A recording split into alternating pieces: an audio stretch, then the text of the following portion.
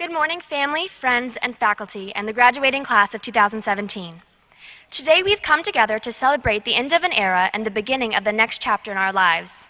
Our time at Dulles High School has shaped us into the intelligent, ambitious, and passionate young adults that we are today.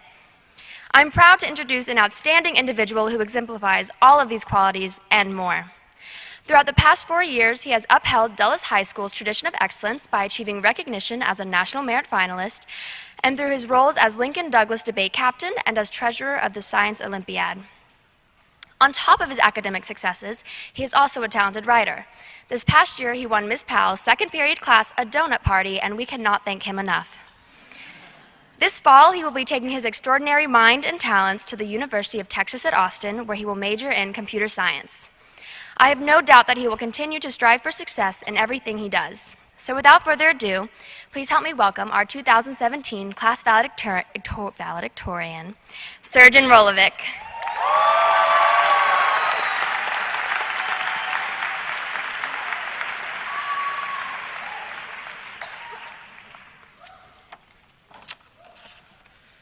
Hey guys, it's me, Serdjan Valedictorian.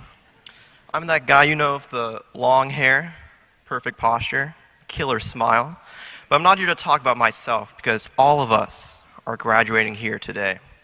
When I look into this audience, I see educators, innovators, gladiators, and maybe one day out there, escalators. I would argue students graduating from Dulles have the brightest of futures ahead of them, and it is up to you all to carry on the school's legacy. The fine teachers at Dulles are a central part of what makes this school amazing.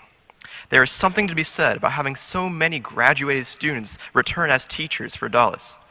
Maybe they simply want to relive the warm embrace of our friendly Viking mascot. Or maybe the Dulles experience is simply marvelous. Who wouldn't want to return to Fort Bend ISD, where the superintendent gets groovy with their dances on decision day? Now, many of us would not be here without the unconditional support from our mommies and daddies. During my infant years, my family made me soak in a tub of knowledge juice every day. And look at me now, a sponge of intellect speaking in front of my academic peers. Many of you may be worried how life will be without your parents there to support you. Now, many of you will have to stay with them to pay for college, whose house? Your parents' house. But the rest of you may be thinking, who will clean my clothes? How will I pay for my car insurance? How will I charge my electric scooter? The answers to all these questions will come to you over time, but make sure you appreciate what your parents have done to get you this far. Now, there may be some of you in your seat thinking, do I really deserve to be here? Am I a true Viking at heart? Is this charming valedictorian single? And to those statements, I say yes, yes, and yes. All of you deserve to be here. We survived high school. We survived Ebola. We even survived gangster clowns.